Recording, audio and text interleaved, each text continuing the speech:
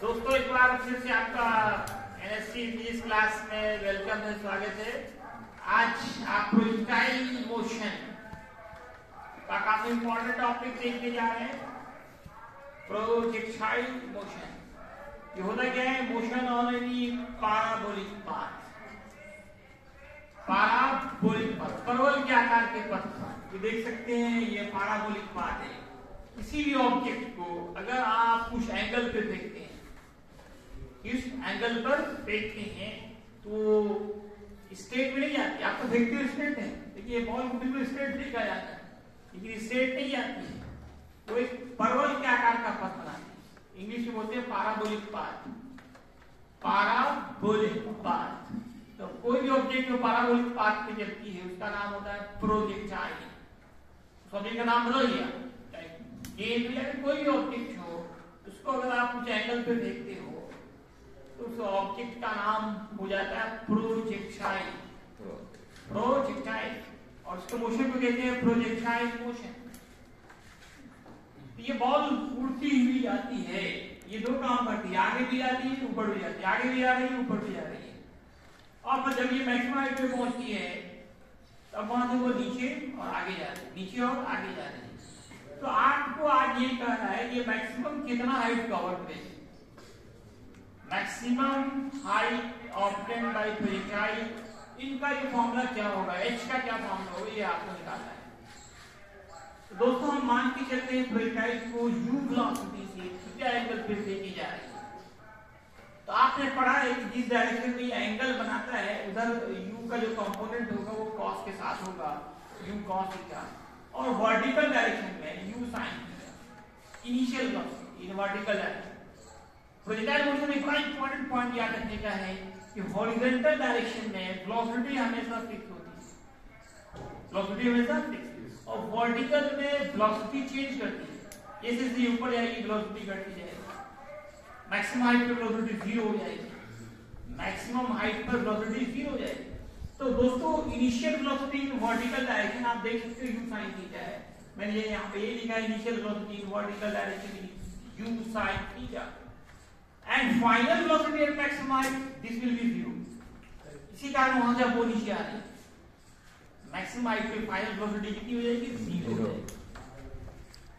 अब एक मामला आप पढ़ते हो नीचे से ऊपर देखने पर, equation of motion, motion under gravity में v square equal u square minus v होता है फाइनल वेलोसिटी। वो यहाँ पे क्या है? 0। u इनिशियल वेलोसिटी, यहाँ पे कितना है? u sin theta minus 2g, और h हमने कैपिटल h माना है, मैक्सिमम हाइट। अब आप माइनस को इधर ले जाओ, प्लस होगा 0 से क्या फर्क पड़ता है? 0 हटाइए, u square sin square theta h निकालना है। 3-4 लाइन में हमारा काम खत्म, फॉर्मूला निकल गया। Important formula maximum height obtained by projectile, formula हो गया u square sin square theta upon 2। अब इसमें ऑब्जेक्टिव क्वेश्चंस के लिए हम लोग स्पेशल केस को देखते हैं। ऑब्जेक्टिव, आज ऑब्जेक्टिव का जमाना है, हर कंपटीशन में ऑब्जेक्टिव होता है, इसी से कई ऑब्जेक्टिव निकलेंगे।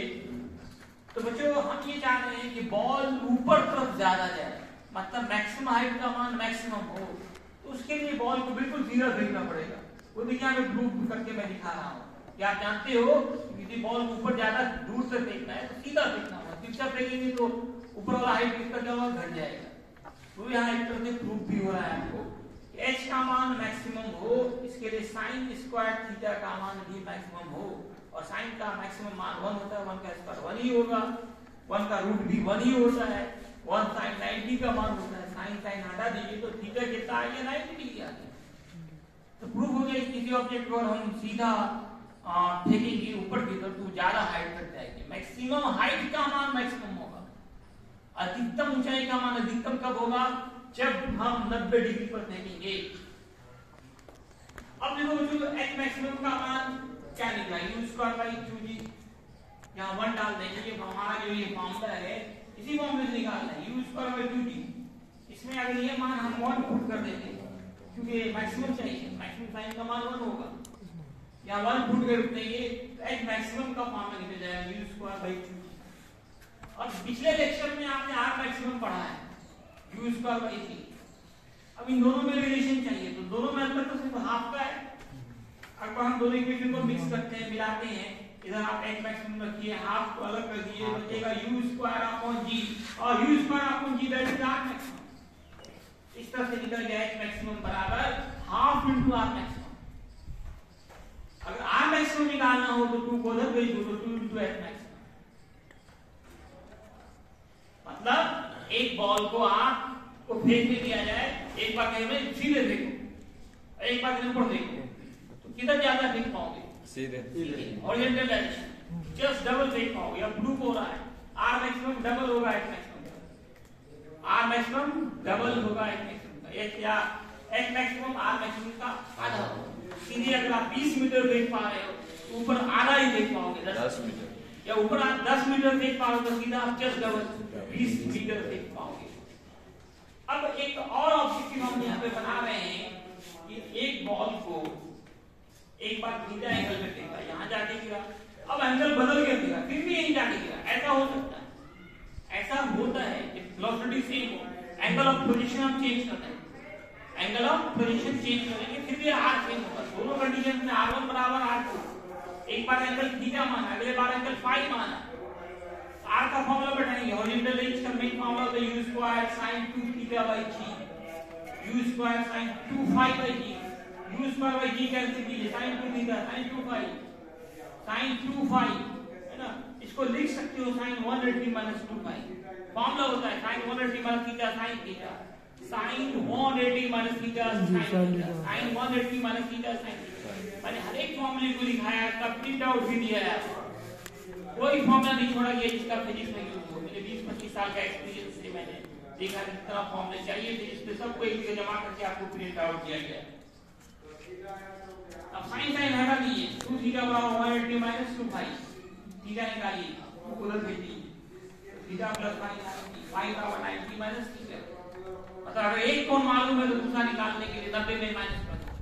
उसी में यहाँ पे एक सवाल दिया गया है, एक पर्सन एक ऑब्जेक्ट को 30 डिग्री के एंगल पे फेंक रहा है, तो वही आदमी का दूसरा एंगल ऑफ पोजीशन क्या होगा उसी बॉल का, ताकि हॉरिजॉन्टल रेंज सेम हो।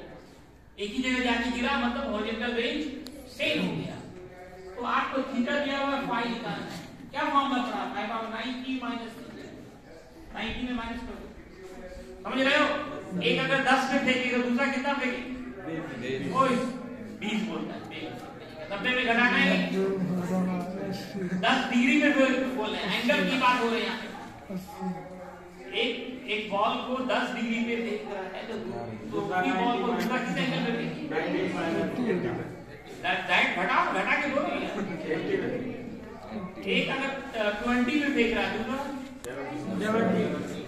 एक अगर फेंक रहा है 40 डिग्री पे, दूसरा एक एंगल, एक बॉल को 50 पे फेंकते हैं, दूसरा एंगल क्या होगा? 90 में घटा देना है। एक को 70 पे फेंक रहे हैं, बोलो। एक और क्वेश्चन यहाँ पे दिया गया है, होमवर्क रहेगा, जो लोग ऑनलाइन है वो YouTube के कमेंट बॉक्स में आंसर देंगे। आप लोग भी दे सकते हैं YouTube के कमेंट बॉक्स में, मैं अपलोड कर दूंगा अभी, आपका भी नाम उस पे आ जाएगा, हमेशा सही आंसर दिया है। ऐसा तो दे सकते हैं ना, ये बोल क्या आंसर होगा? 100 बहुत अच्छा, वेरी गुड। क्या कह रहा है question? Can project a ball in vertically upward direction up to 50 meter and find out distance projected in horizontal direction. Vertical में कितना फेंक रहा है तो बताना, हॉरिजॉन्टल में कितना चाहिए। ये आंसर कहाँ जाना है आपको? YouTube के कमेंट बॉक्स, है ना। तो दोस्तों कहीं कोई प्रॉब्लम हो तो आप कमेंट बॉक्स पे लिख करके कमेंट कर सकते हैं, पूछ सकते हैं, ठीक है। बाकी लाइक शेयर सब्सक्राइब करना वो आपका फर्ज है। धन्यवाद।